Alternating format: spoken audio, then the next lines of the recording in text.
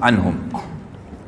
Saya akan mulai ikhwah. Abu Bakar ini beliau berada atau berasal dari suku yang masyhur, ya. Suku beliau adalah suku Taim, ya, dari kabilah yang masyhur di Arab, termasuk suku yang banyak memimpin peperangan, suku-suku yang banyak orang-orang yang pintar di situ, orang-orang yang kaya, suku yang punya peradaban yang bagus. Kabilah Taim bin Murrah bin Ka'ab ini, ya, mereka juga dulu waktu di Mekah di zaman jahiliyah khusus mengurus masalah diat. Diat ini apa namanya, denda, ya, upeti yang harus dibayar kalau ada pelanggaran-pelanggaran. Maka semua orang Mekah kalau melanggar, membunuh orang misalnya atau melanggar satu peraturan di Mekah, mereka membayar ke sukunya Abu Bakar, ya, suku Taim ini, lalu mereka lah yang membayarkan kepada keluarga yang tertimpa musibah.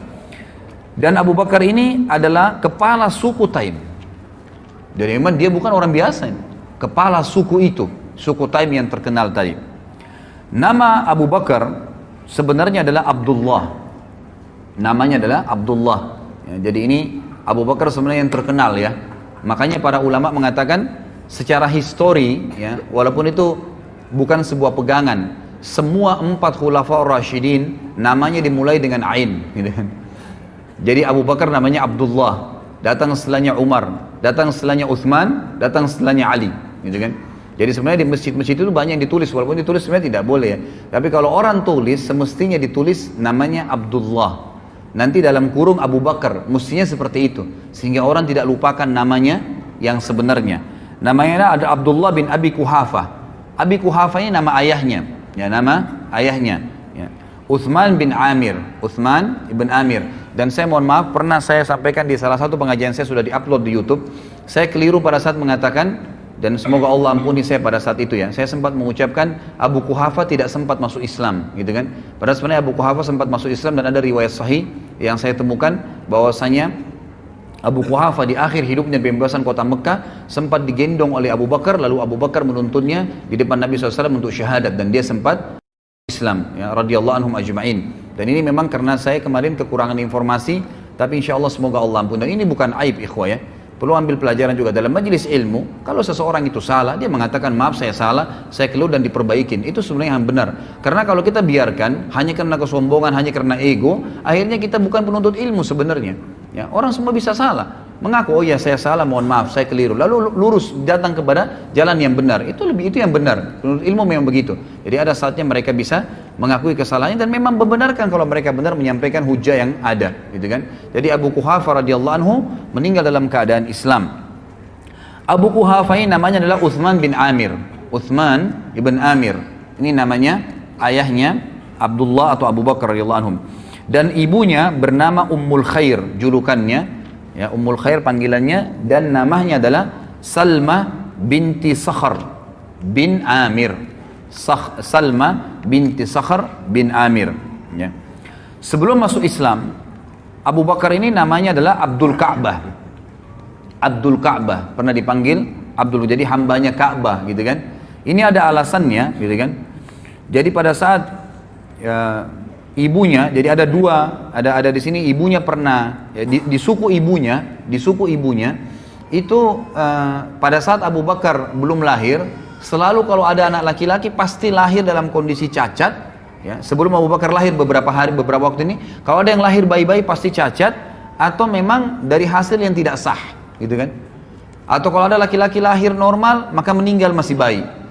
Maka ibunya bernazar, Ummul Khair bernazar, kalau seandainya Allah karuniai dia lahir anak laki-laki, dia akan menamakan Abdul Ka'bah, artinya dia akan abdikan kepada Ka'bah itu, ya, sebagai tanda, ya, pengabdiannya kepada Allah Subhanahu wa taala. Kemudian juga dia memiliki nama yang lain yaitu Atiq. Dan Atiq juga ini berselisih ulama tentang sebab dikatakannya Atiq. Tapi yang paling kuat, ada yang mengatakan Atiq itu artinya sebenarnya muharrar, ya, muharrir, yang terbebaskan, gitu kan. Ada yang mengatakan tadi kisah ibunya itu yang sukunya tidak ada yang melahirkan anak laki-laki, lalu dia mengatakan kalau anak ini lahir normal selamat, saya akan bebaskan dan saya akan seperti diserahkan kepada Ka'bah. Ada yang mengatakan juga karena putihnya warna kulit beliau radhiyallahu anhu, maka dikatakan Atiq, terbebaskan dari warna hitam, gitu kan, kulitnya. Tapi yang paling kuat adalah pendapat yang menggunakan hadis yang sahih, di mana Nabi SAW memang pernah mengatakan kepada para sahabat pada saat sahabat lagi pada ngumpul, maka kata Nabi SAW, siapa yang ingin melihat orang yang terbebaskan dari api neraka, atikum minan nar, falyanzur ila hadzal rajul, maka dia lihat ke orang ini, ditunjuklah Abu Bakar. Semenjak itu kata Aisyah radhiyallahu anha dalam hadis Bukhari, Abu Bakar juga dipanggil dengan Atiq. Kalau Abu Bakar, Bakar ini bukan nama anaknya ya, bukan nama anaknya, tapi Bakar ini dari kata-kata bakkara yubakkiru, yang artinya awal-awal waktu, ya itu. Yang dari awal dikatakan Abu Bakar karena dia awal masuk Islam, orang termasuk yang awal masuk Islam. Jadi biasanya kan kalau dia punya anak maka dikatakan Abu Fulan ya, tapi ini bukan Bakar nama anaknya, tapi ini karena dia baru masuk Islam dan karena dia orang yang pertama dari kalangan laki-laki dewasa masuk Islam, maka dikatakan Abu Bakar. Ini sebab dinamakan Abu Bakar. Sementara dari sisi khalqiyah ya, sisi khalqiyah itu ciptaan fisiknya, disebutkan Abu Bakar ini orangnya kurus gitu kan, badannya kurus, kemudian beliau memiliki kulit yang berwarna putih, serta beliau memiliki tinggi yang sedang ya. Aisyah memberikan gambaran urat-urat di tangannya terlihat ya, karena kurus badannya radhiyallahu anhu. Tapi kita akan lihat nanti bagaimana perannya, dan kita ambil dari kenapa kita sebutkan ciri fisiknya ini, agar kita lihat ternyata fisik bukan jadi tolok ukur. Bukan jadi tolak ukur dalam Islam. Bisa orang itu kecil, bisa orang itu cacat, bisa itu orang mungkin di mata manusia kecil, tapi di mata Allah Azza wa Jalla besar. Abdullah bin Mas'ud radhiyallahu anhu pernah naik di atas sebuah pohon kurma dalam hadis Bukhari, kemudian karena kurus sekali Abdullah bin Mas'ud itu. Jadi kurusnya itu antara tulang sama ototnya, sama yang tersisa dari dagingnya itu hampir sama, karena kecil sekali gitu kan. Waktu dia naik di atas pohon kurma, Abdullah bin Mas'ud, Anda selalu dengar hadisnya, diriwayatkan oleh Abdullah bin Mas'ud, sahabat yang mulia. Kita mungkin tidak tahu fisiknya, ternyata kurus sekali. Dia naik di atas sebuah pohon, ikhwah sekalian, kemudian ada angin menyingkap bajunya, ya, sedikit kelihatan betisnya. Maka para sahabat sempat tertawa spontan, bukan niat ingin mengolok ya, karena tiba-tiba lihat orang kok kurus sekali gitu. Mereka tertawa. Lalu Nabi SAW itu dari situ Nabi SAW mengatakan, apakah kalian tertawa dengan dua betisnya Ibnu Mas'ud? Demi zat yang ubun-ubunku dalam genggamannya, maksudnya demi Allah, dua betisnya Ibnu Mas'ud di timbangan hari kiamat lebih berat daripada gunung Uhud. Jadi bukan itu tolokan masalah fisik, walaupun fisik dalam Islam juga boleh dianjurkan untuk dijaga. Tapi kita lihat nanti di sini Allah SWT lebih menuju atau lebih tersasar kepada hati seseorang. Abu Bakar adalah seorang pedagang. Kalau keterampilan beliau adalah pedagang yang sangat mahir, dan beliau memang tinggal di sebuah lokasi ya di Mekah itu yang memang lokasi itu seperti umumnya sekarang ya, dia ada seperti komplek gitu ya.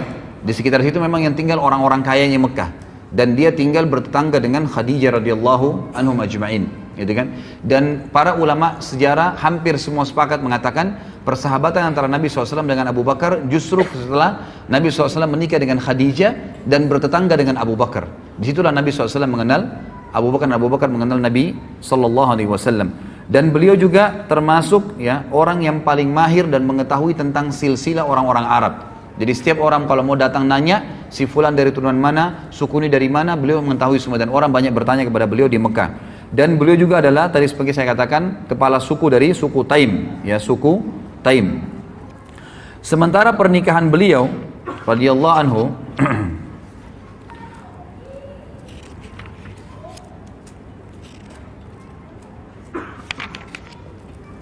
pernikahan Abu Bakar radhiyallahu anhu itu ada dua wanita yang dinikahi di masa jahiliyah, dan ada dua yang dinikahi di dalam Islam, gitu kan? Tapi semuanya masuk Islam. Semuanya masuk Islam, termasuk yang dua dari Mekah. Yang pertama dinikahi oleh beliau adalah Qutailah binti Abdul Uzza, dan sempat melahirkan dua anak.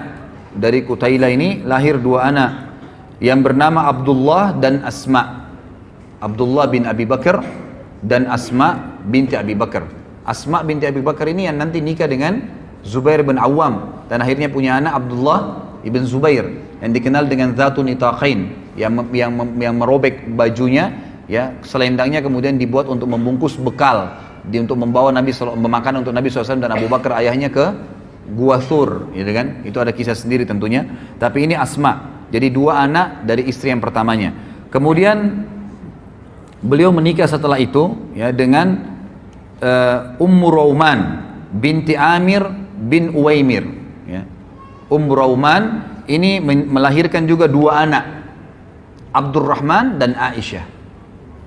Jadi ini dari istri keduanya Abu Bakar radhiyallahu anhu. Dan Aisyah ini tentu kita sudah tahu ya, masuk Islam dari awal, kemudian juga menikah dengan Nabi SAW. Tapi Abdurrahman punya kisah sendiri. Abdurrahman ini tidak langsung masuk Islam. Bahkan Abdurrahman sempat ikut bersama orang-orang Quraisy, gitu kan, di perang Badar. Di perang Badar. Dan pada saat dia masuk Islam setelah itu dia mengatakan pada ayahnya, wahai ayahku, waktu perang Badar saya tahu kau mencariku. Jadi ternyata Abu Bakar di perang Badar mencari anaknya. Anaknya yang pertama dia mau bunuh karena dalam keadaan kafir, gitu kan. Lalu saya berusaha menghindar darimu karena saya tidak mau berhadapan denganmu. Kata Abu Bakar, demi Allah kalau kau berhadapan denganku, aku tidak akan berpaling dan aku akan membunuhmu dalam keadaan kafir. Luar biasa. Jadi tidak ada anak pun kalau kafir ya kafir, nggak ada ceritanya, gitu kan. Itu luar biasa bagi radhiyallahu anhum. Kemudian setelah masuk Islam di Madinah, beliau menikah dengan Habibah binti Kharijah. Habibah binti Kharijah ini waktu Abu Bakar hijrah ke Madinah, itu Nabi SAW mempersaudarakan antara Muhajirin dan Ansar kan. Nah, Abu Bakar ini dipersaudarakan oleh Nabi SAW dengan Kharijah. Kharijah ini salah satu sahabat Nabi dari Ansar radhiyallahu anhu, gitu kan. Lalu ya Abu Bakar menikahi anaknya dia yang bernama Habibah. Dan Habibah ini memiliki anak satu dari Abu Bakar bernama Ummu Kalthum. Tapi Ummu Kalthum ini lahir pada saat Abu Bakar sudah meninggal dunia. Ya, jadi Habibah ini hidup bersama Abu Bakar sampai akhir masa khilafahnya. Kemudian istri yang dinikahi yang keempat adalah Asma binti Umais, dan ini melahirkan anak satu bernama Muhammad.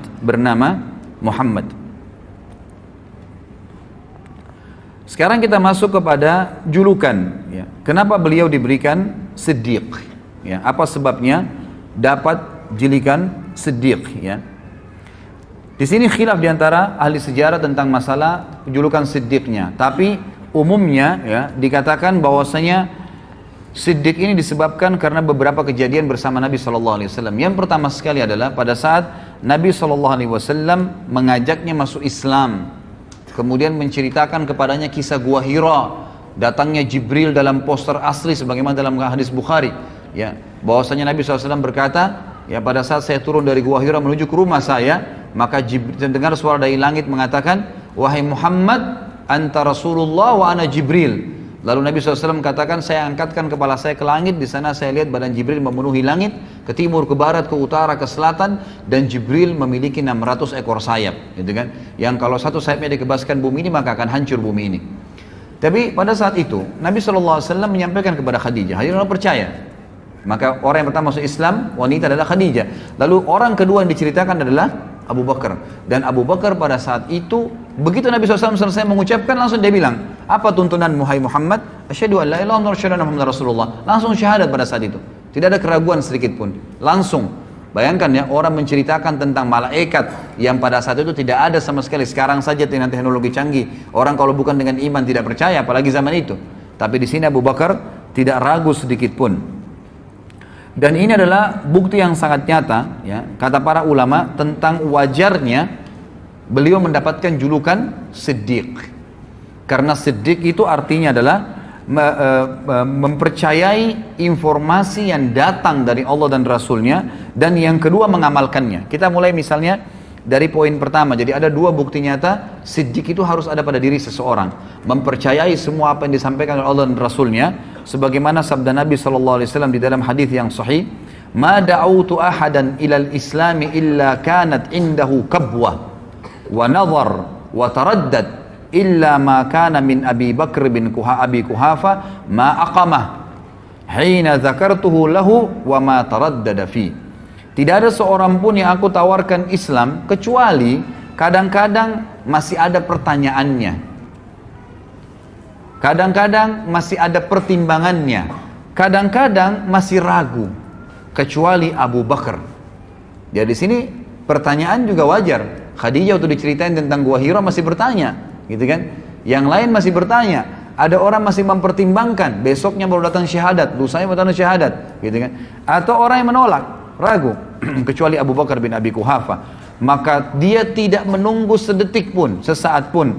Pada saat aku tawarkan Islam dan aku tentang Gua Hira, dia langsung mengikuti dan mengimaninya. Ini berarti ciri siddiq yang pertama. Artinya kalau antum mau jadi orang siddiq, harus antum yakin Allah dan Rasulnya ada dan benar, serta itu jadikan patokan hidup. Yang kedua, ya, kata para ulama, patokan utama orang menjadi siddiq yang Abu Bakar tunjukkan adalah tadbiq al-haq wa nashrihi. Kalau tadi yang pertama adalah sidqu Allah wa Rasuluh. Jadi mempraktekkan kebenaran yang telah Allah dan Rasulnya sampaikan dan menyebarkannya. Buktinya Abu Bakar radhiyallahu anhu pada saat beliau pertama masuk Islam, baru syahadat nih, dengarin cerita dari Nabi SAW, baru kalau kita sekarang mungkin ikut pengajian lah. Apa yang beliau lakukan? Pulang ke rumahnya duduk-duduk, nunggu berita. Dari Nabi SAW belum pulang ke rumahnya langsung nyebarin Islam. Kayak antum dari pengajian langsung ketemu teman, telepon, tadi saya dari pengajian, tadi dibahas masalah ini, tadi ada hadis ini, diceritain. Habis telepon teman yang satu, telepon lagi teman yang satu, mungkin 10-20 teman diteleponin sama dia, diceritain. Pernah gak antum berpikir begitu dari pengajian? Gitu kan? Kadang-kadang akhirnya ngomongnya yang lain, tidak disebarkan. Maka Abu Bakar apa? Setelah syahadat dengan Nabi SAW, detik itu juga langsung menebarkan Islam. Dan ikhwas sekalian, dari 10 orang yang dijamin masuk surga, 6 orang, berarti 7 dengan Abu Bakar ya. Jadi cuma 3 orang yang bukan. 6 orang masuk Islam di tangannya Abu Bakar. Yang dijamin masuk surga nih, gitu kan? Tangan masuk di tangannya beliau. Yang pertama adalah Uthman bin Affan. Nanti pada saat kita bahas Uthman bin Affan, berapa banyak pahalanya Uthman bin Affan ini. Luar biasa, nanti fadilahnya kita akan sebutkan. Dan masuk Islam di tangan Abu Bakar berarti semua perbuatan Uthman diambil pahalanya oleh Abu Bakar. Kemudian Abdurrahman bin Auf. Siapa yang tidak kenal kisahnya luar biasa. Nanti akan kita bahas juga kisahnya. Luar biasa perannya dalam Islam. Dan ini orang-orang yang terpercaya sampai ditunjuk oleh Nabi SAW. Abu Bakar di surga, Umar di surga, Uthman di surga, Abdurrahman bin Auf di surga. Ditunjuk gitu kan, karena perilakunya. Kemudian Talha bin Ubaidillah juga termasuk yang masuk surga. Kemudian Sa'ad ibn Abi Waqqas yang masuk surga. Az-Zubair bin Awam yang masuk surga. Abu Ubaidah bin Jarrah yang mati syahid di perang Mu'tah, gitu kan, juga masuk Islam di tangan Abu Bakar radhiyallahu anhu. Ini luar biasa nih. Dan kata ahli sejarah yang lebih luar biasa lagi, Abu Bakar ini seorang pedagang. Dan orang pedagang ini, gitu kan, dia tidak pernah, dia selalu khawatir. Misal gini, antum lagi, coba pertemukan gini, kasus sederhana aja. Antum lagi dagang, lagi ramai pedagang datang, gitu kan. Dapat pembeli, mohon maaf, pembeli lagi ramai datang ke toko anda. Kemudian azan. Apa kira-kira antum lakukan? Berani nggak antum bilang, maaf ya sudah azan, habis sholat, tutup. Ada pembeli 10, masing-masing mau beli 1 juta. 10 juta masuk duit. Kira-kira bisa nggak? Hah? Ini contoh kecil saja. Ya. Jadi kalau pada saat azan tiba, berhenti, maaf ya, sudah azan, saya mau berhenti, tutup. Ikhwah, saya temukan ada orang di Makassar lakukan itu. Ada satu supir angkot ikhwas sekalian, terkenal kisahnya di Makassar. Itu kalau dia lagi jalan, yang biasa supir angkot kita tahu semoga Allah berikan hidayah, kadang-kadang ugal-ugalan, ini enggak rapi kalau di jalan gitu kan. Ternyata dia sering ikut pengajian, taklim, pengajian sunnah di Makassar diikutin sama dia. Maka pada saat dia nak jalan nih, azan duhur nih, dia bilang maaf Bapak Ibu sekalian, azan saya mau sholat di masjid, yang mau ikut sholat silakan, yang tidak mau nggak usah bayar, silakan cari mobil lain. Parkir. Yang ikut sholat, dia dapat pahala orang yang sholat. Ada yang turun, mungkin ada yang ngoceh segala, dibiarin sama dia. Pokoknya sholat. Subhanallah, keluar dari masjid, penuh lagi mobilnya. Ini orang yang sidq. Benar, Allah dulu, yang lainnya urusan ke belakang. Gak ada masalah. Seperti itu contohnya ya. Abu Bakar ini seorang pedagang ikhwas sekalian.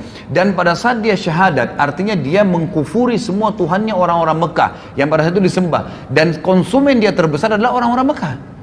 Dia tidak pernah takut kehilangan konsumennya, gitu kan? Tetap dia buktikan dan dia iklankan kalau dia sudah syahadat.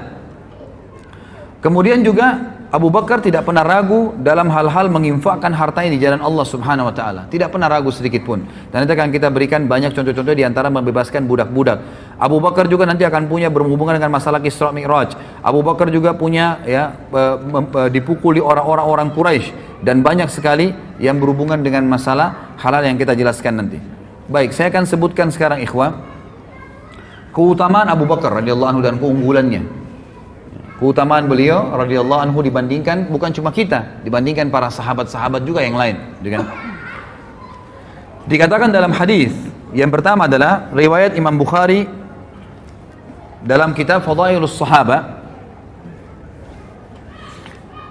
dari Abu Sa'id Al-Khudri radhiyallahu anhu, ia berkata Rasulullah SAW bersabda, inna min amannin nasi alayya fi suhbatihi wa malihi Aba Bakar walau kuntu muttakhidan khalilan ghaira rabbi lattakhadtu Aba Bakar walakin ukhuwatul islami wa mawaddatuh la yabqayanna fil masjid babun illa sudda illa babu Abi Bakar. Sesungguhnya orang yang paling berjasa kepadaku, ikhwah ini yang bicara kiai dan guru kita dan Nabi kita Muhammad sallallahu alaihi wasallam. Dia mengatakan apa? Sesungguhnya orang yang paling berjasa kepadaku dengan persahabatan dan hartanya adalah Abu Bakar, yang oleh orang-orang Syiah dikafirkan. Di mana Nabi sallallahu alaihi wasallam, perhatikan bedanya antara perkataan Nabi SAW dengan orang-orang Syiah.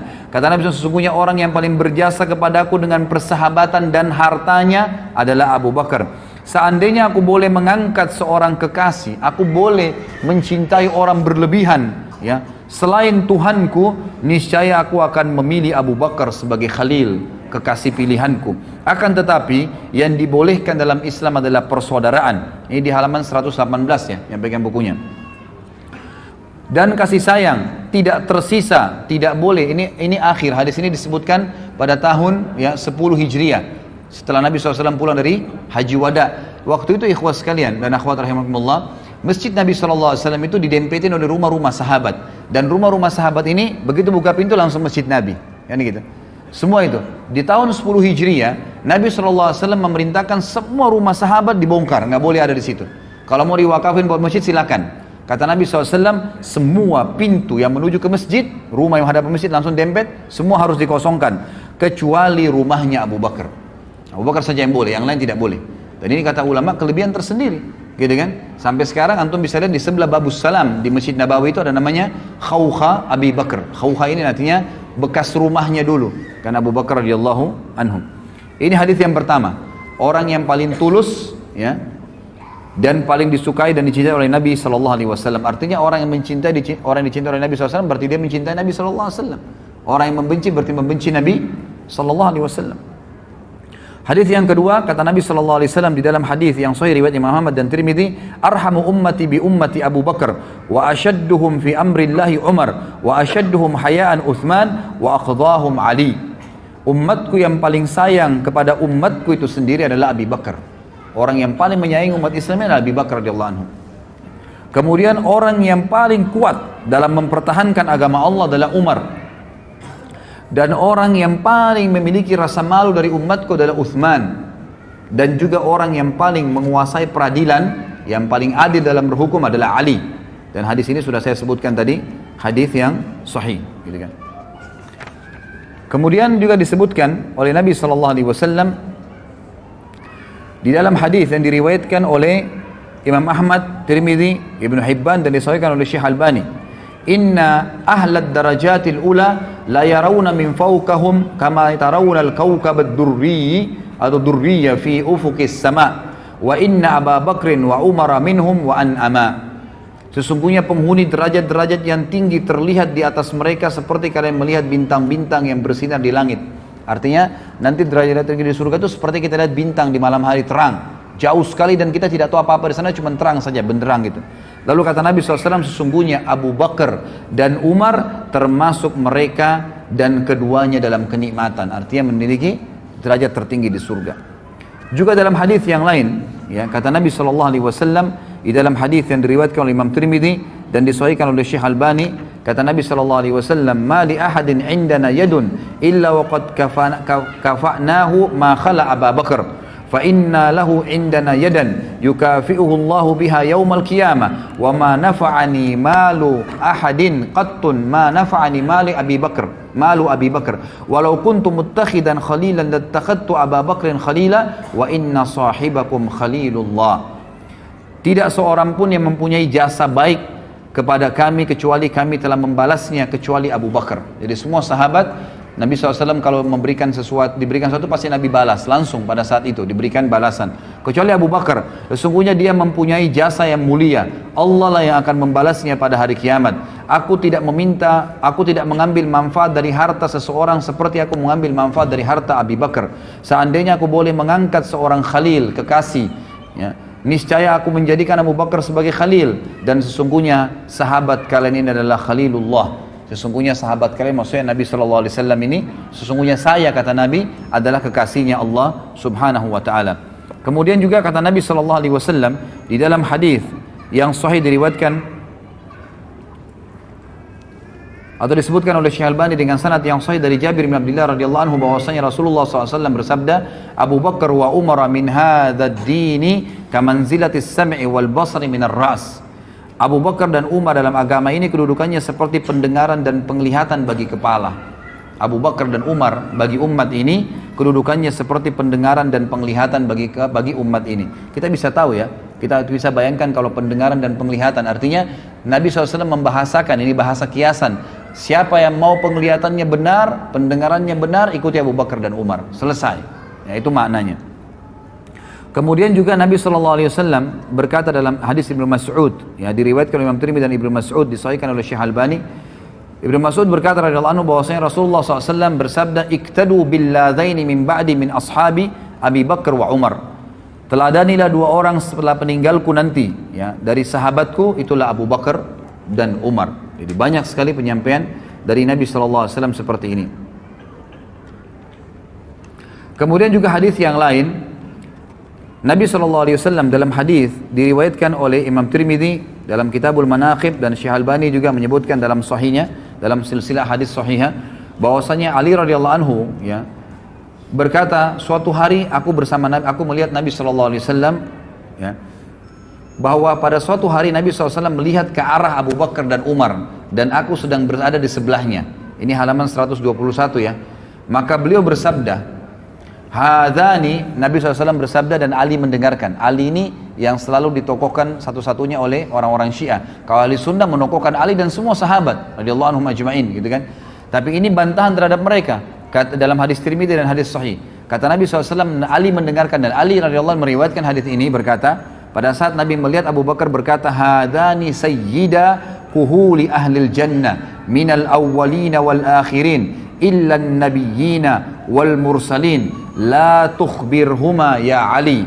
Dua orang ini adalah sayyid, hulu, orang-orang dewasa penduduk surga dari kalangan orang-orang terdahulu dan orang-orang yang akan datang kemudian, kecuali para nabi-nabi dan rasul. Artinya setelah nabi dan rasul, dari pengikut semua nabi-nabi sebelum Muhammad SAW, sahabat-sahabatnya Nabi Nuh, Nabi Lut, Nabi Isa, Nabi Musa, semua sahabat-sahabat mereka itu semua masih di bawahnya Abu Bakar dan Umar. Karena ini adalah di surga, ya, sebagai pemimpin seluruh penduduk surga dari kalangan orang terdahulu dan orang yang akan datang, kecuali para nabi-nabi dan rasul. Jangan katakan hal tersebut, hai Ali, kepada mereka berdua. Jadi Nabi SAW mengatakan kepada Ali agar tidak menyampaikan kepada Abu Bakar dan Umar. Allahu alam hikmahnya apa, tapi yang jelas seperti itu. Kemudian hadis yang lain riwayat Imam Tirmidzi dan disahihkan oleh Syekh Albani juga, Nabi SAW menjamin bagi Abu Bakar dan sahabat yang lain surga. Beliau bersabda dari Abdurrahman ibn Auf, beliau mengatakan, aku mendengarkan Nabi SAW bersabda, Abu Bakar fil jannah, wa Umaru fil jannah, wa Uthmanu fil jannah, wa Aliyun fil jannah, wa Talhatu fil jannah, wa Zubairu fil jannah, wa Abdurrahman ibn Auf fil jannah, wa Sa'ad bin Abi Waqqas fil jannah, wa Sa'id bin Zaid fil jannah, wa Abu Ubaidah fil jannah. Abu Bakar di surga, Umar di surga, Uthman di surga, ini jaminan semua, ya. Ali di surga, Talha di surga, Zubair di surga, Abdurrahman ibn Auf di surga, Sa'ad bin Waqqas di surga, Sa'id bin Zaid di surga, dan Abu Ubaidah bin Jarrah di surga.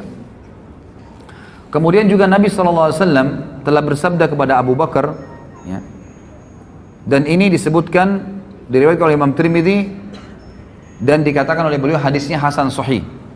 Abdullah bin Umar berkata radhiyallahu anhuma, ia berkata, sungguhnya Rasulullah SAW bersabda kepada Abu Bakar, anta sahibi alal haud wa sahibi fil ghar. Engkaulah adalah sahabatku di haud, di telaga nanti. Maksudnya orang yang paling pertama menemani Nabi SAW untuk menunggu umat Muhammad SAW, dan sahabatku di gua. Dan kata para ulama hadis, artinya Abu Bakar tanpa hisab dia sudah menunggu di haud bersama Nabi SAW. Kemudian pengarang buku Tuhfatul Ahwadhi yang terkenal ya, mengatakan sabda Nabi SAW, engkau adalah sahabatku di Haud, yakni telaga Al-Kautsar, dan sahabat kedua yang di gua Thur, tempat keduanya bersembunyi pada saat mereka hijrah ke Madinah. Pernah juga terjadi, disebutkan di dalam hadis di halaman 123, footnote nomor 26, diriwayatkan Imam Bukhari dan Abu Daud dan juga Imam Tirmidzi. Waktu Nabi SAW naik ke atas gunung Uhud, ya, kemudian bersama dengan Abu Bakar, Umar dan juga Uthman, lalu goncanglah Uhud itu. Pada saat terjadi perang Uhud ya, Nabi SAW dan para sahabat berlindung di atas gunung Uhud. Ya. Kemudian goncang gunung Uhud, maka Nabi SAW menyentakkan kakinya sambil berkata, Uthbut Uhud, fa innama alaika nabiyyun wa siddiqun wa syahidan. Tenanglah wahai Uhud, di atasmu ada seorang nabi, seorang siddiq, Abu Bakar, dan dua orang yang syahid. Maksudnya Umar dan Uthman radhiyallahu anhum ajma'in. Tentu ini cukup banyak ya, cukup banyak hadis-hadis yang berhubungan dengan fadilah beliau radhiyallahu anhu, dan ini juga tidak bisa saya sebutkan semua, gitu kan. Yang jelas di sini kita bisa melihat atau mengambil bagaimana Abu Bakar itu punya kedudukan di mata Nabi sallallahu alaihi wasallam. Ada di antara riwayat yang saya pilihkan adalah pernah terjadi di dalam riwayat yang sahih. Ini disebutkan oleh Imam Bukhari di dalam bab Al-Fadail. Maksudnya Fadail Sahabah ya. Dari Abu Darda lalu berkata, aku sedang duduk bersama Nabi SAW, tiba-tiba Abu Bakar datang terpongo-pongo ya, atau tergopo-gopo sambil memegang ujung kainnya sampai lututnya sedikit terlihat. Maka Nabi SAW bersabda, sahabat kalian sedang menghadapi masalah penting. Yaitu Nabi SAW sedang duduk dengan sahabat-sahabat Nabi yang lain, tiba-tiba Abu Darda meriwayatkan Abu Bakar datang dan tergopo-gopo, bergesa-gesa sambil mengangkat bajunya karena buru-burunya gitu. Lalu Nabi SAW berkata, sahabat kalian, maksudnya Abu Bakar yang sedang datang ini lagi ada masalah. Maka Abu Bakar mengucapkan salam lalu berkata, ya Rasulullah, antara aku dengan Ibnu Khattab, maksudnya Umar bin Khattab ya, terjadi sesuatu. Aku terlanjur mengucapkan kalimat yang seakan-akan menghinanya, gitu kan. Kemudian aku menyesal, aku memintanya untuk memaafkanku, namun dia tidak berkenan. Dan ini pelajaran lain ya, bahwasanya Abu Bakar juga punya salah. Bukan berarti tidak pernah salah sama sekali. Tapi Abu Bakar dengan siddiqnya, seperti yang saya ucapkan ikhwan, salah, oh ya maaf saya salah, maafin, lalu tinggalkan. Bukan berarti memelihara kesalahan itu. Lalu dia mengatakan, saya minta maaf kepada Umar, tapi Umar tidak berkenan memaafkan, maksudnya masih jengkel gitu ya. Maka aku datang ke sini, maka Rasulullah SAW bersabda dalam hadis Bukhari ini, yaghfirullahu laka ya Abu Bakar, pasti Allah sudah ampuni kamu wahai Abu Bakar. Nabi SAW mengulangi 3 kali kalimat tersebut. Kemudian Umar menyesal, dia datang ke rumah Abu Bakar dan bertanya, apakah Abu Bakar ada di sini? Keluarganya menjawab, tidak. Maka Umar datang kepada Nabi SAW, sementara wajah Nabi SAW berubah karena marah kepada Umar. Sampai-sampai Abu Bakar merasa kasihan kepada beliau, ya, kepada Nabi SAW. Untuk apa marah gitu? Abu Bakar lalu berlutut di depan Nabi SAW dan berkata, ya Rasulullah, akulah yang salah. Aku yang salah ya Rasulullah, maksudnya bukan Umar, dan aku yang mau minta maaf, sambil berlutut depan Nabi SAW. Lalu kata Nabi SAW apa? Ini pelajaran besar, padahal Abu Bakar yang berbuat salah ya, cuma karena dia sudah akuin apa yang terjadi. Kata Nabi SAW, innallaha, dalam hadis Bukhari ini, ba'athani ilaikum fakultum kadzabta wa qala Abu Bakar sadaqa wa wasani binafsihi wa mali fahal antum tariku li sahibi fahal antum tariku li sahibi. Sesungguhnya Allah mengutusku di Mekah, kemudian kalian semua berkata engkau berdusta. Termasuk Umar kan, pertama tidak mengimani Nabi SAW, mengikuti orang-orang Quraisy mengatakan Muhammad berbohong. Tetapi Abu Bakar berkata, dia benar. Abu Bakar membenarkannya. Abu Bakar telah membantuku dengan jiwa dan hartanya. Apakah kalian berkenan membiarkan dan memaafkan sahabatku untukku? Apakah kalian berkenan membiarkan sahabatku untukku? Maka setelah itu kata Abu Darda, tidak ada lagi orang yang berani menyakiti Abu Bakar. Tidak ada lagi orang yang berani menyakiti Abu Bakar. Kemudian yang tadi saya katakan ikhwah, ini sedikit saya tambahkan masalah masuk Islamnya Abi Quhafah. Riwayatnya disebutkan ya dengan sahih oleh Imam Ahmad dan Abu Ya'la dan Ibnu Hibban, dan disahihkan oleh Syekh Al-Albani dalam silsilah hadis sahihah. Melalui Muhammad bin Sirin ia berkata, Anas bin Malik ditanya tentang semir rambut Rasulullah SAW. ya, semir rambut Rasulullah SAW. Maka dia berkata, sesungguhnya Rasulullah SAW tidak tumbuh uban kecuali sedikit. Maksudnya Nabi tidak pernah menyemir rambutnya. Akan tetapi Abu Bakar dan Umar sepeninggal beliau telah mewarnai rambut keduanya dengan henna dan khatam. Maksudnya warna yang warnanya coklat kemerah-merahan. Anas berkata, Abu Bakar membawa ayahnya Abu Kuhafa kepada Rasulullah SAW pada hari pembebasan kota Mekah. Abu Bakar menggendongnya hingga dia meletakkannya di depan Rasulullah SAW. Maka Rasulullah SAW berkata kepada Abu Bakar, seandainya engkau membiarkan orang tuamu di rumah, niscaya kami akan datang kepadanya. Maksudnya Nabi SAW bilang kepada Abu Bakar, gak usah kamu repot-repot gendong ayahmu, kamu panggil saya akan datang Abu Bakar, gitu kan? Biarin di rumahnya. Hal itu beliau katakan untuk menghormati Abu Bakar sallallahu alaihi wasallam. Maka Abu Kuhafa masuk Islam sementara rambut dan jenggotnya putih seperti pohon, ya, di sini disebutkan taghamah, ya, sebuah pohon yang memang sering daunnya pun bunganya pun putih. Maka Rasulullah SAW bersabda, ubahlah keduanya, tetapi jangan dengan warna hitam. Jadi hadis ini sebenarnya menyebutkan tentang masalah bolehnya mewarnai selain putih ke warna selain hitam, boleh merah, boleh warna yang lain yang kira-kira tidak menyolok, tapi yang dipakai bukan Umar adalah henna. Henna ini warna coklat kemerah-merahan. Allahu alam, ini yang dibolehkan. Tapi di sini juga pelajaran besar, ternyata Abu Kuhafa telah masuk Islam, dan di sini juga perannya Abu Bakar dalam bersegera, ya, menyelamatkan kedua orang tuanya. Jadi ikhwah dan akhwat yang orang tuanya masih dalam keadaan kufur, jangan tunda, terus dakwain, terus doain, dan berusaha sampai Abu Bakar menggendong ayahnya yang sudah tua di hadapan Nabi SAW untuk syahadat. Kemudian juga Abu Bakar adalah orang yang paling dicintai, sebagaimana Amr bin As disebutkan dalam hadis riwayat Muslim dan Tirmidzi. Amr bin As ini sahabat Nabi yang terkenal sekali, ya, pakaiannya selalu bersih, tampan orangnya, selalu wibawa. Orang kalau lihat suka sekali Amr bin As, gitu kan? Dia yang ditunjuk oleh Umar bin Khattab menjadi membebaskan Mesir, Afrika, dan menjadi gubernur di Mesir, gitu. Amr bin As ini, saking setiap ketemu dengan Nabi SAW, ikhwah, selalu Nabi ajak ngomong, selalu ngobrol. Jadi Amr bin As ini mengira dialah orang yang paling dicintai. Dan ini termasuk bahasan dalam akhlak Nabi SAW. Nabi selalu bermuamalah dengan orang, siapapun sama semua, gitu, sama semua. Sampai orang itu mengira dia orang yang paling dicintai.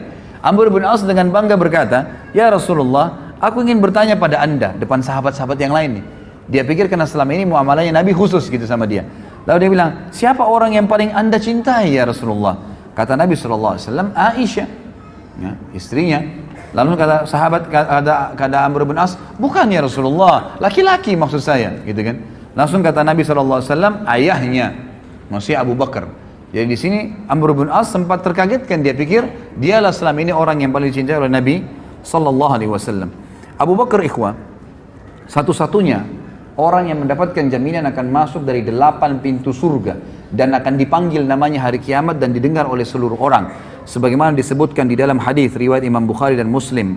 Kata Nabi SAW dari Abu Hurairah radhiyallahu anhu, man anfaqa zawjaini min syai'in minal asya'i fi sabilillah du'iya min abwabil jannah ya Abdullah hadza khair wa man kana min ahli salati du'iya min babis salah wa man kana min ahli jihadi du'iya min babil jihad wa man kana min ahli sadaqah du'iya min babis sadaqah wa man kana min ahli siyami du'iya min babis siyam wa babir rayyan, ya. Jadi di sini dikatakan barang siapa yang menginfakkan sepasang harta, maksudnya di sini adalah dia menginfakkan dirham dan dinar, itu kan, seperti itu, atau 2 hewan jantan dan betina dari segala sesuatu di jalan Allah, dia dipanggil dari pintu-pintu surga. Wahai hamba Allah, ini adalah kebaikan. Barang siapa yang termasuk orang-orang yang mendirikan solat, maka dia dipanggil dari pintu solat. Siapa yang berjihad dipanggil dari pintu jihad. Siapa yang bersedekah dipanggil dari pintu sedekah. Barang siapa yang termasuk, ya, orang-orang yang berpuasa dipanggil dari pintu puasa, dan itu namanya pintu rayyan, ya. Artinya gini ikhwan, semua pintu itu nanti sesuai dengan amal-amal ibadahnya orang. Ada orang yang punya di setiap pintu istana, dia bisa datangin kapan saja kalau dia mengerjakan jenis-jenis ibadah ini.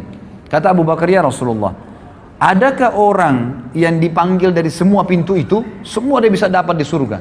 Nggak ada pintu yang tidak dipanggil, gitu kan? Maka kata Nabi SAW, ya, dan aku berharap engkaulah orangnya. Engkaulah orangnya. Jadi ini pernyataan yang jelas, ya, bagaimana Abu Bakar radhiyallahu anhu ditunjuk oleh Nabi SAW termasuk orang yang dipanggil dari 8 pintu tersebut. Ada banyak orang tidak menyadari, ikhwas sekalian, bahwasanya hidup, ya, yang paling baik adalah mencintai Nabi SAW, mencintai Nabi sallallahu alaihi wasallam. Dan tidak ada orang ikhwah yang mencintai Nabi SAW melebihi Abu Bakar. Tidak ada orang yang mencintai melebihi Abu Bakar. Ada kisah ikhwah panjang sekali, saya ringkaskan begini.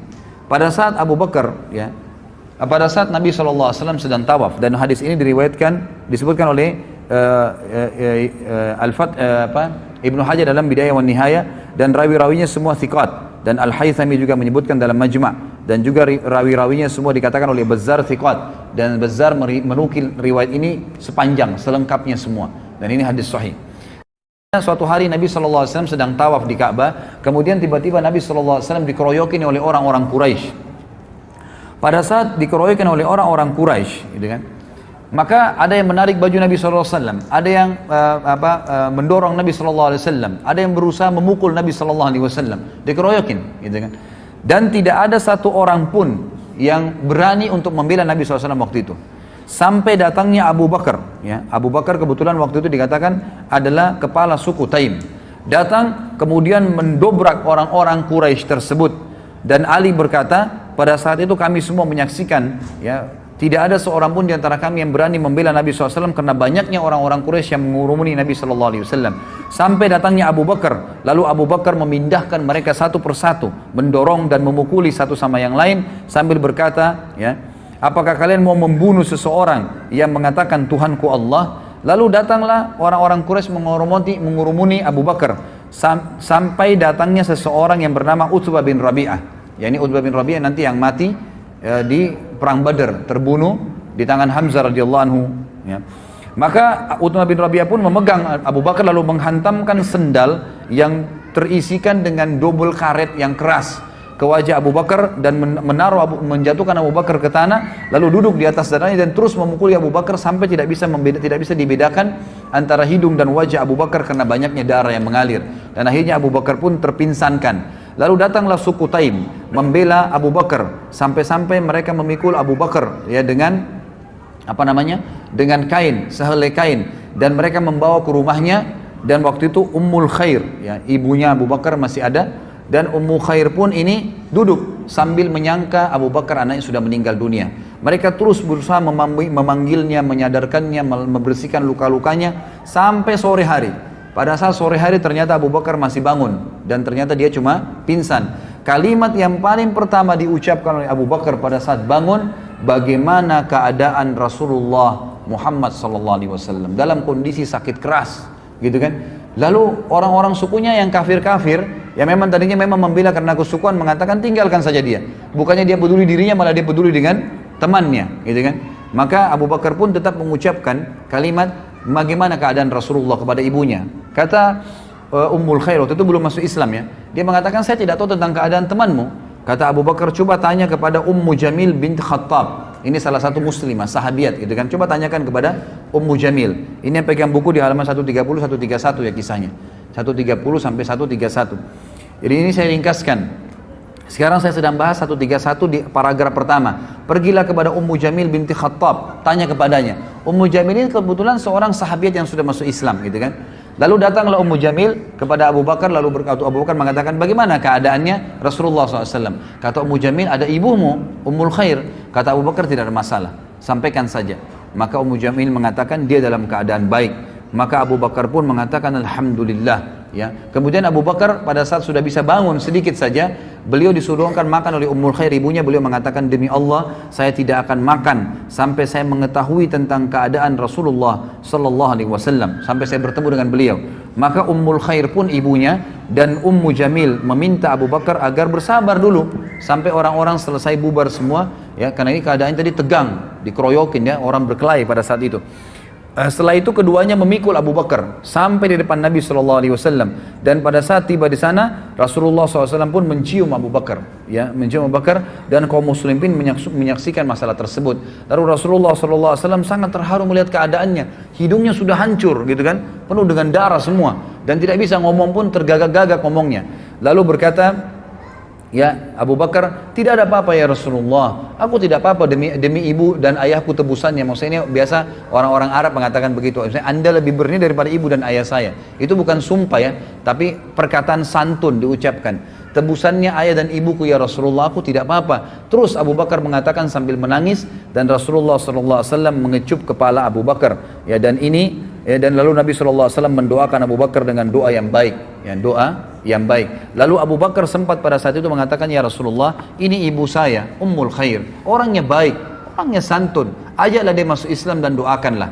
Maka Nabi SAW pun akhirnya ya mengajak masuk Islam, dan masuk Islamlah Ummul Khair pada saat itu. Masuk Islam ibu Abu Bakar, jadi ibu dan ayahnya masuk Islam. Tapi di sini diangkat oleh penulis buku judulnya khusus tentang bagaimana cintanya Abu Bakar kepada Nabi SAW, dengan bukti dalam keadaan sakit pun tidak mau makan, tidak mau minum, ya dalam kondisi berdarah semuanya, tetap dia membela Nabi SAW dan mendahulukan melihat beliau, memastikan keadaannya baru beliau mau makan dan minum. Kemudian juga ada di sini disebutkan ada perilaku Abu Bakar yang kata beliau tidak bisa digambarkan lagi dengan kata-kata. Disebutkan oleh Ali radhiyallahu anhu,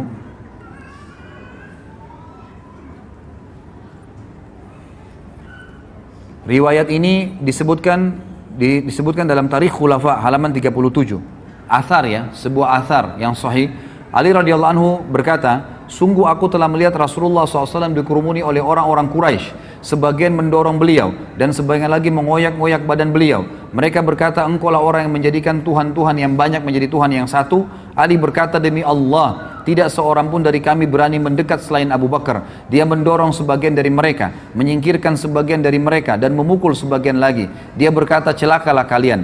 Apakah kamu akan atau kalian membunuh orang-orang, ya, seseorang yang dia mengucapkan Tuhanku Allah, sebagaimana disebutkan dalam surah Ghafir ayat 28. Kemudian Ali mengangkat jubah yang dipakainya, dia menangis sampai jenggotnya basah. Maksudnya Ali menangis pada saat menceritakan kisah ini. Kemudian berkata, aku bertanya kepada kalian dengan nama Allah, apakah seseorang laki-laki beriman dari keluarga Fir'aun lebih baik daripada Abu Bakar? Mana yang lebih baik? Kan dalam Al-Quran diceritakan, ya, ada keluarganya Fir'aun yang menyembunyikan imannya. Tapi itu dianggap orang yang beriman pada saat itu. Ali mengatakan, siapa yang lebih baik menurut kalian? Yang disebutkan orang yang beriman dari keluarga Fir'aun yang menyembunyikan imannya atau Abu Bakar? Mereka terdiam. Maka Ali berkata sambil menangis, mengapa kalian tidak menjawabku? Demi Allah, satu saat saja, maksudnya kalau kita sekarang sedetik saja, dari Abu Bakar lebih baik daripada 1000 waktu-waktu atau saat dari laki-laki yang beriman dari keluarga Fir'aun. Laki-laki itu menyembunyikan imannya, sementara Abu Bakar mengumumkan imannya. Abdullah bin Umar juga berkata, pada saat Nabi SAW sedang berada di halaman Ka'bah, Uqbah bin Abi Mu'aid datang lalu mencengkeram pundak Rasulullah SAW dan melilitkan kainnya di leher Rasulullah SAW. Dia mencekik beliau dengan kuat. Maka datanglah Abu Bakar, dia mencengkeram pundak Uqbah dan menyingkirkannya dari Rasulullah SAW sambil berkata, dan ini turun menjadi ayat. Perkataan Abu Bakar turun menjadi ayat.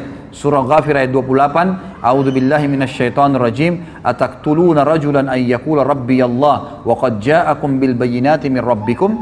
Apakah kalian mau membunuh seorang laki-laki yang berkata Rabbku adalah Allah, padahal sungguh dia telah datang kepadamu dengan bukti-bukti yang nyata dari Rabb kalian.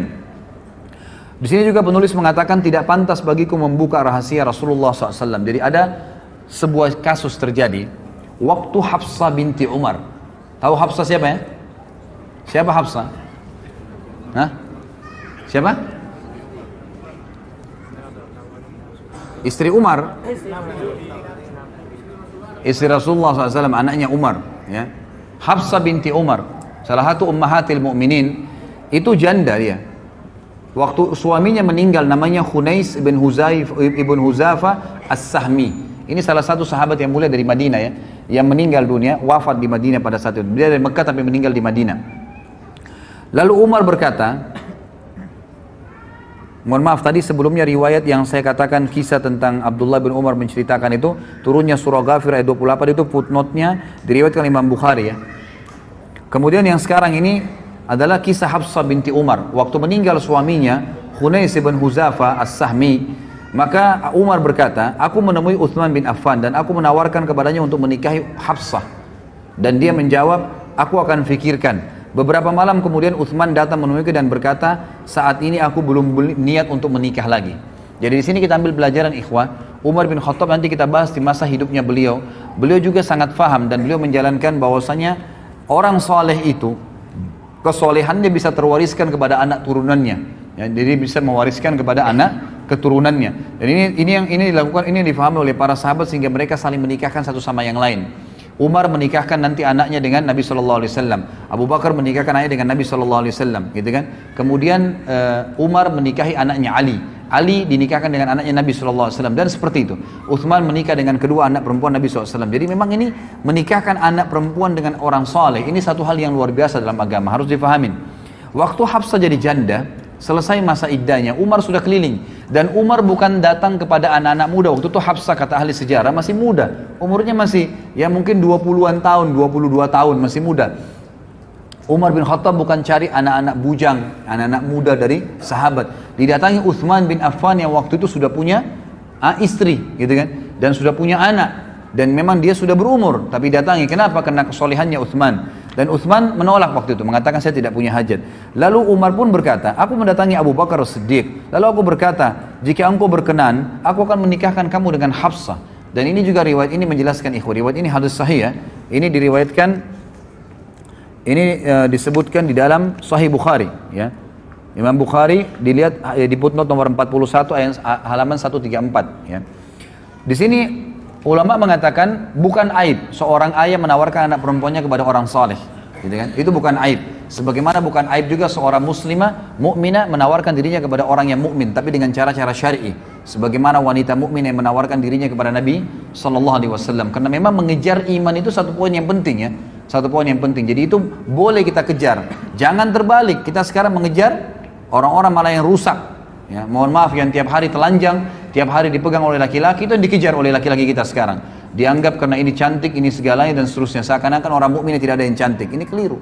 Ya kan gitu. Ini pemahaman yang keliru. Dari sini kita bisa lihat bagaimana boleh seorang mengejar iman dari orang yang lain. Maka Abu Bakar pun kata Umar terdiam.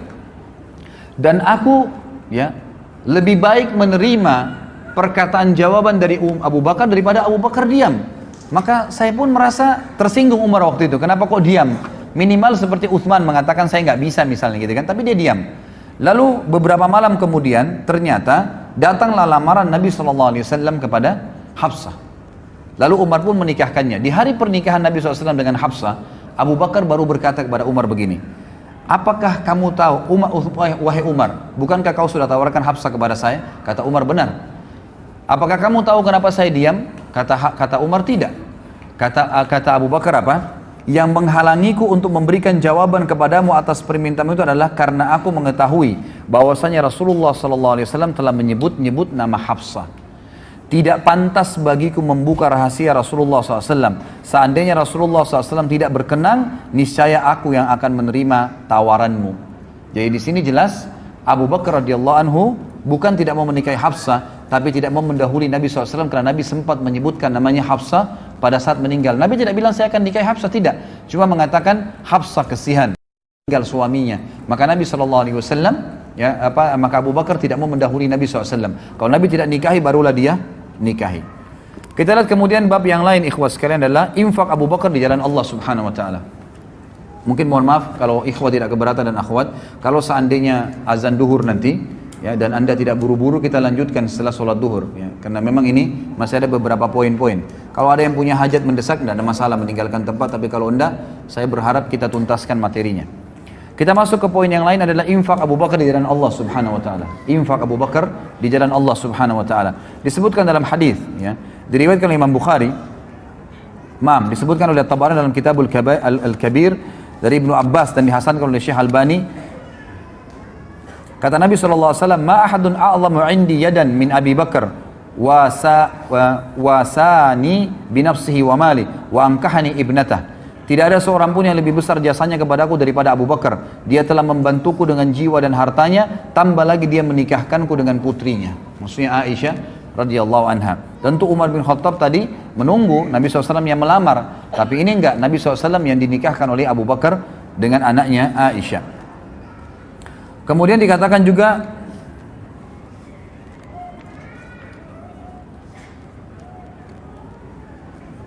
firman Allah Subhanahu wa taala di dalam surah Al-Lail ayat 17 sampai 21 disepakati oleh para ulama mayoritas ahli tafsir ya, sebagaimana Imam Qurtubi menukilnya, mengatakan ayat ini turun kepada Abu Bakar radhiyallahu anhu dan ini merupakan keutamaan untuk beliau. Turun firman Allah Al-Lail 17 sampai 21 bunyinya a'udzubillahi minasyaitonirrajim wa sayujannabuhal atqa alladhi yu'ti malahu yatazakka wa ma li ahadin 'indahu min ni'matin tujza illa ibtigha'a wajhi rabbihil a'la wa la sawfa yarda. Dan akan dijauhkan darinya neraka, maksudnya Abu Bakar khusus sendiri, orang yang paling bertakwa di kalangan sahabat Muhammad yang menginfakkan hartanya jalan Allah untuk membersihkan dirinya dan tidak ada seorang pun memberikan suatu nikmat pahalanya yang harus dibalasnya, tapi dia memberikan semata-mata karena mencari wajah Allah yang maha tinggi dan niscaya kelak dia pasti akan mendapatkan kesenangan atas balasan tersebut.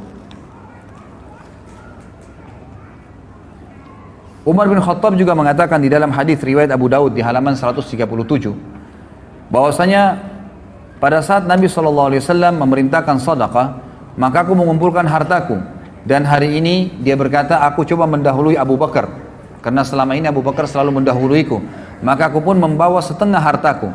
Pada saat aku tiba di sisi Nabi SAW, aku menemukan Abu Bakar sudah datang, gitu kan? Lalu aku mengatakan, ya Rasulullah, ini setengah hartaku, aku infakkan di jalan Allah. Kata Nabi SAW, baik yang kamu lakukan, baik yang kamu lakukan. Tapi Abu Bakar telah mengalahkanmu. Maka Umar berkata, apa yang Abu Bakar keluarkan ya Rasulullah? Kata Nabi SAW, Abu Bakar membawa seluruh hartanya, seluruh hartanya. Lalu Umar berkata, apa yang ditinggalkan untuk keluarganya? Ya. Kata Nabi SAW, dia telah menjawabku dan mengatakan, aku meninggalkan Allah dan Rasulnya. Ya, dari riwayat ini menjelaskan Abu Bakar itu kalau berinfak tidak pernah menghitung-hitung ya. Dalam arti kata apa yang sedang ada di tangan. Misal gini, antum lagi datang penawaran untuk bantuan. Ini cirinya Abu Bakar ya. Misal kita mau nyumbang nih, mau nyumbang sesuatu. Pada saat datang permintaan, ya, misalnya fakir miskin minta sesuatu, tolong bantu saya belum makan, saya butuh 10.000 rupiah, bisa disebutin. Maka 10.000 itu dikasih langsung. Begitu cirinya. Jadi apa yang dia miliki dikasih semua. Pada saat itu bukan diambil semua yang dia miliki dan dia tabung pun tidak. Di rumahnya, dimanapun, tapi yang dia siapkan pada saat itu langsung dikasih semua oleh Abu Bakar, itu cirinya. Gitu kan. Jadi ada kesalahpahaman kadang-kadang dengan ikhwah, seakan-akan Abu Bakar menghabiskan semua karena disebutkan dalam beberapa riwayat yang lain yang sahih, Abu Bakar masih punya kebun-kebun, punya pendapatan-pendapatan dari penjualan, gitu kan, yang ada. Jadi bukan seluruh harta diambil, dijual pun semua kebunnya, enggak. Tapi yang ada siap pada saat itu, pada hari itu semua dikeluarkan di jalan Allah Subhanahu Wa Taala. Abu Bakar juga dinafikan oleh Nabi SAW dari beliau, ya, kesombongan, dan dipastikan beliau tidak sombong dalam hidupnya.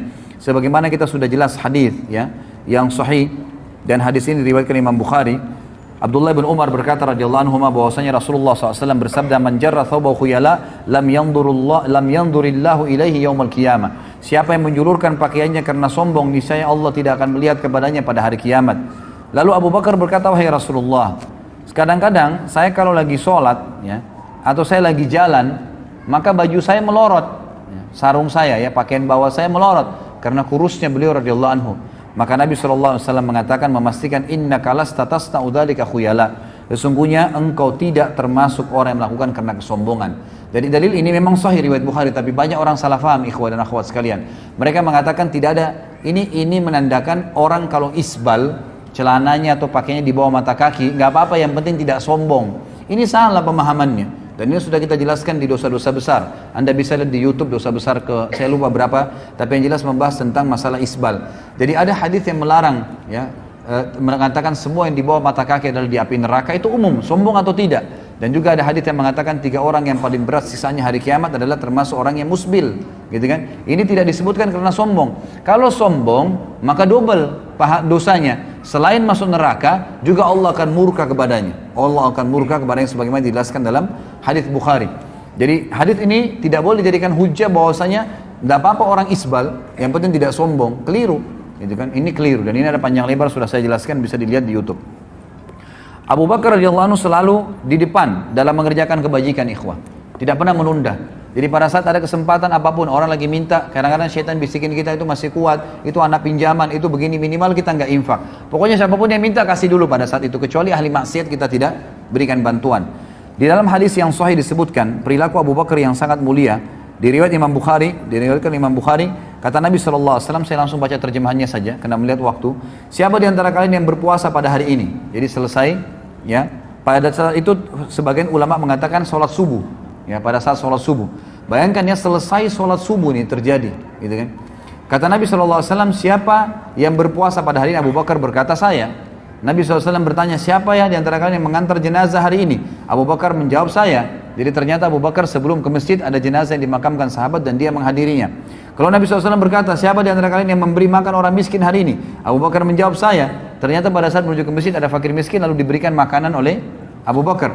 Lalu Nabi SAW, siapa di antara kalian yang menjenguk orang sakit hari ini? Abu Bakar menjawab, saya. Ternyata ya ada sahabat juga yang lagi sakit sementara menuju ke masjid. Abu Bakar mampir sebentar lalu menuju ke masjid. Jadi ini dilakukan semua sebelum sholat subuh, gitu kan? Yang luar biasa.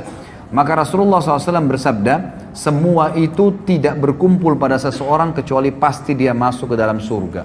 Kecuali pasti dia masuk ke dalam surga. Baik, kita tutup ikhwas sekalian sebelum duhur ini dengan peran Abu Bakar dalam masalah Isra dan Mi'raj. Ini kisah yang luar biasa. Baik ikhwas sekalian, dalam banyak riwayat, dan saya sengaja membawa ada juga Sahih Tafsir Ibnu Katsir. Buku ini juga saya sarankan ikhwan untuk dimiliki, sama penerbitnya Ibnu Katsir. Buku kita yang kita bahas ini, penerbit Ibnu Katsir ini juga, penerbit Ibnu Katsir ini Sahih Ibnu Katsir. Jadi riwayat-riwayat yang lemah, yang tidak benar mungkin sudah dikeluarkan. Jadi ini sahihnya saja. Di sini Anda bisa baca tentang tafsir surah Al-Isra ayat 1. Dan ini banyak sekali ikhwas sekalian yang tidak faham, bahkan menukil kisah yang tidak benar. Seakan-akan mengatakan bahwasanya riwayat yang mengatakan ya Nabi SAW ketemu dengan Nabi Musa AS di langit itu, kemudian Nabi Musa suruh kembali lagi menghadap kepada Allah lalu diringankan dari 50 waktu ke 50 ini adalah Israiliyat. Ini tidak benar. Di sini disebutkan riwayat siapa? Riwayat Imam Ahmad, riwayat Imam Muslim. Hadisnya hadis sahih semuanya, gitu kan? Termasuk waktu Nabi SAW sholat di Masjid Aqsa dan beliau menjadi imam, dan beliau mengatakan saya menjadi imam dan mengimami semua nabi-nabi pada saat itu. Bahkan ada riwayat Bukhari menjelaskan Nabi SAW selesai sholat dikatakan kepadanya, wahai Muhammad, inilah Malik penjaga neraka. Hadir pada saat itu. Bagaimana Allahu alam. Tapi ini kejadian Isra dan Mi'raj. Baik ikhwas sekalian, kisahnya begini. Waktu Nabi SAW pulang dari Isra dan Mi'raj, beliau mengatakan, aku sempat duduk di depan Ka'bah, diikuti dengan perasaan ya masih ya terbawa dengan kejadian yang tadi malam, kejadian yang luar biasa nih. Maka yang terjadi ikhwas sekalian, kata Nabi SAW, lewat dari hadapan saya Abu Jahal. Lalu Abu Jahal berkata, wahai Muhammad, ada apa dengan kamu? Kamu seperti orang yang bingung. Kata Nabi SAW, tadi malam datang, saya telah diperjalankan ke Palestina. Ya, saya telah diperjalankan semalam. Kata Abu Jahal, kemana? Kata Nabi SAW, ke Palestina, gitu kan? Lalu Nabi SAW ceritain, datang kepada saya Jibril membawa borak itu adalah kuda yang berwarna putih dan bersayap, dimanapun matanya mandangin sebuah tempat, kakinya sudah tiba di sana. Lalu kemudian saya tiba di Palestina, lalu kemudian saya masuk dan saya mengikat tali kekangan kuda borak tadi dan saya masuk ke dalam. Kemudian pada saat saya masuk ke dalam, gitu kan, kemudian saya temukan pada saat itu semua nabi-nabi berkumpul. Lalu kemudian saya masuk dan menjadi imam, mensolati mereka. Saya melihat Ibrahim, dan Ibrahim paling mirip seperti saudara kalian ini, maksudnya seperti beliau sallallahu alaihi wasallam. Dan saya melihat Isa yang rambutnya basah seakan-akan baru keluar dari kamar mandi. Dan saya pun melihat Musa yang berkulit kehitam-hitaman dan badannya kekar serta berbulu, ya seperti dari suku, ada satu suku Arab, saya lupa namanya, tapi disebutkan sebuah suku negara Arab, dari Jazirah Arab. Kemudian Nabi SAW menceritakan semua. Setelah itu saya dimi'rajkan ke langit, naik langit pertama, kisahnya panjang tentunya, ketemu dengan Nabi Adam, kemudian langit kedua Yahya dan Isa, kemudian langit ketiga bertemu dengan Idris, langit keempat ketemu dengan Harun, langit kelima ketemu dengan langit keempat dengan Yusuf, langit kelima ketemu dengan Harun, langit keenam ketemu dengan Musa, langit ketujuh ketemu dengan Ibrahim alaihissalam. Lalu Nabi SAW ceritain semua sampai Sidratul Muntaha. Kemudian saya diperlihatkan begitu indahnya Sidratul Muntaha, sangat luar biasa. Kata Nabi SAW dihiasi dengan perhiasan itu seperti permata yang besarnya seperti kuping-kuping gajah. Dan kemudian Allah Subhanahu wa taala membuat Jibril berubah menjadi poster aslinya sebagai malaikat. Kemudian Allah Subhanahu wa taala ya mendatangkan ya sesuatu ke Sidratul Muntaha yang membuat semuanya menjadi terlihat indah dan tidak bisa digambarkan dengan mata. Lalu kemudian saya melihat ya cahaya yang sangat terang di mana terdengar suara Allah Subhanahu wa taala yang mengatakan, Allah Azza wa Jalla berkata kepadaku, wahai Muhammad, perintahkanlah umatmu mengerjakan 50 waktu sholat. Lalu aku pun turun.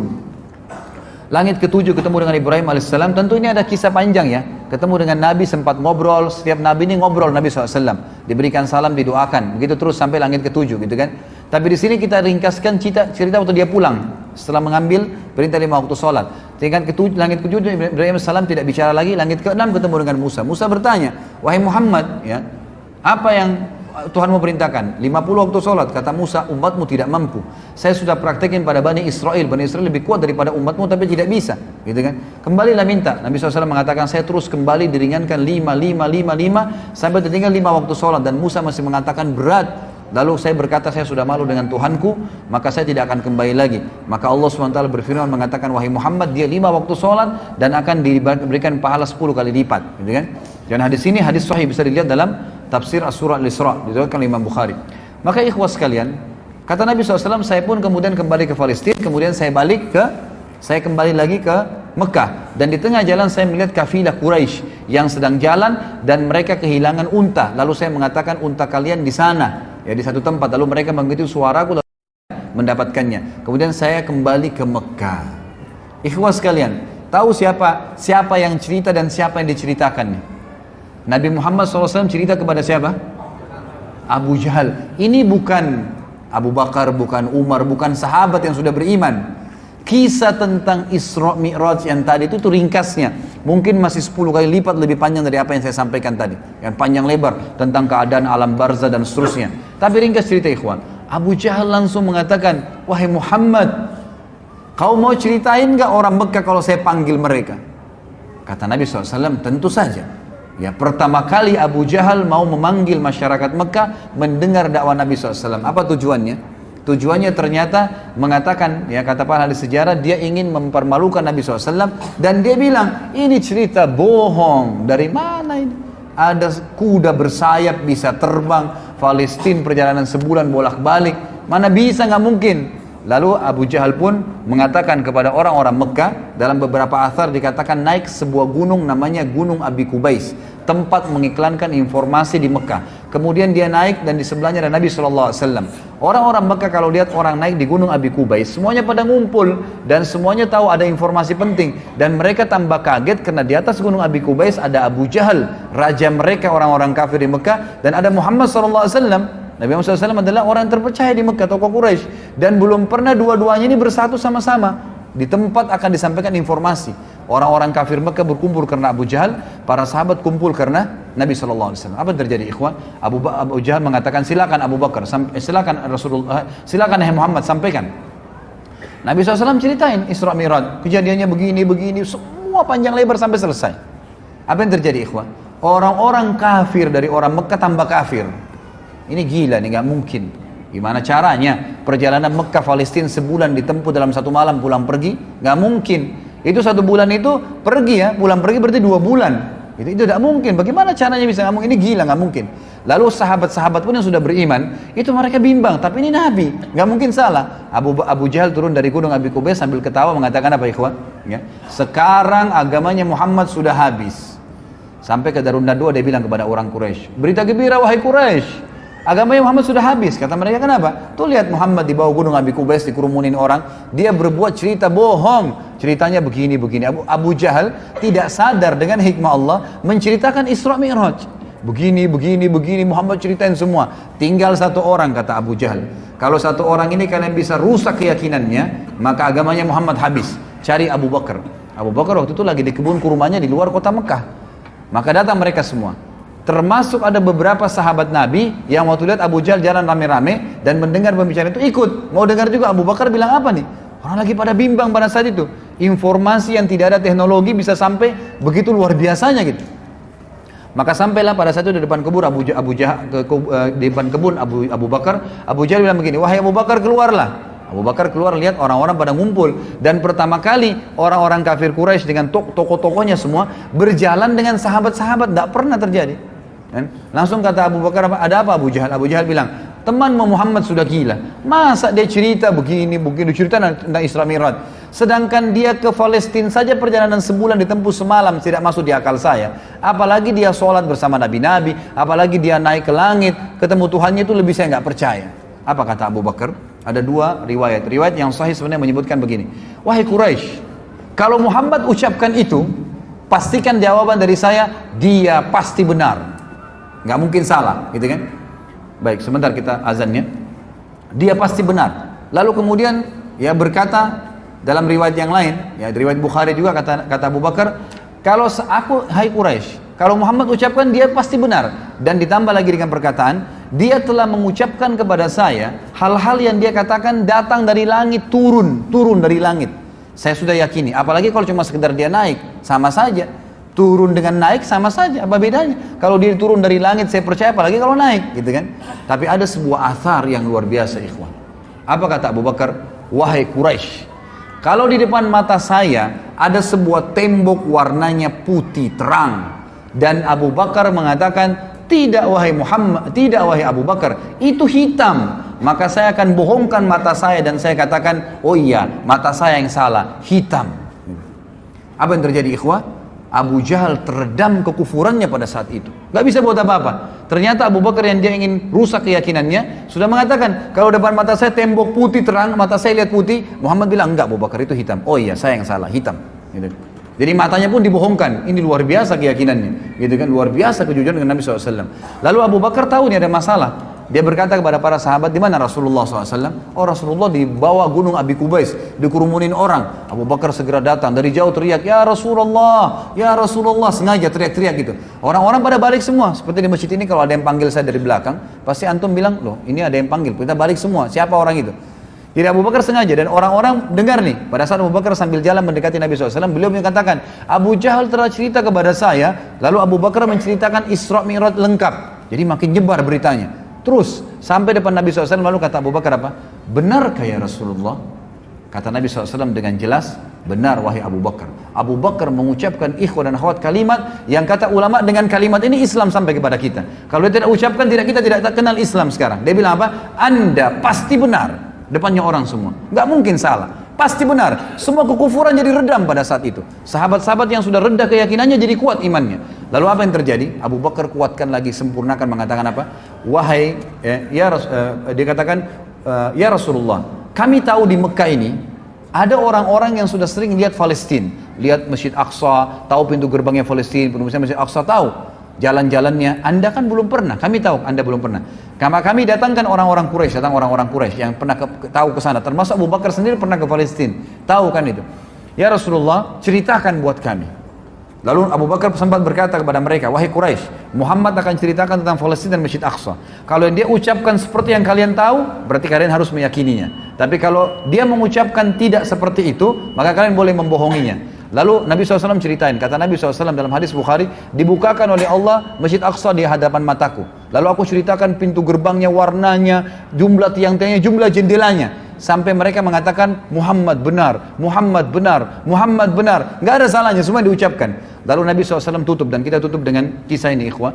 Nabi SAW mengatakan, wahai Quraisy, untuk meyakinkan lagi, kalau kalian ingin yakin tentang benar kejadian tersebut, sungguh waktu saya balik dari Mekah ke Palestina, ada kafilah kalian, ada beberapa ekor unta dan ada fulan, nama-nama orang Quraisy, dan mereka sempat kehilangan unta di tengah jalan. Saya sempat bilang unta kalian di lembah sana, mereka ke sana, mereka temukan unta tersebut, dan unta yang paling depan warna putih, di lehernya ada kain merah. 2 hari lagi sampai di Mekah. Orang-orang Quraisy 2 hari kemudian, ikhwas sekalian, ini penutupan kisah, mereka semua yang beriman dan kafir berkumpul di sebuah pintu namanya pintu Bani Syaibah, pintu gerbangnya Mekah. Situ mereka kumpul, dan ternyata betul sebelum duhur tiba, sebelum waktu duhur, sebelum teriknya matahari, datang kafilah tersebut, dan seperti yang Nabi SAW ceritakan, jumlah untahnya dan orang-orangnya serta unta paling depan warna putih, di lehernya ada kain merah. Lalu berkatalah orang-orang Quraisy, wahai kafilah, kalian dari mana? Mereka bilang kami dari Palestina. Lalu orang-orang Quraisy di Mekah bilang,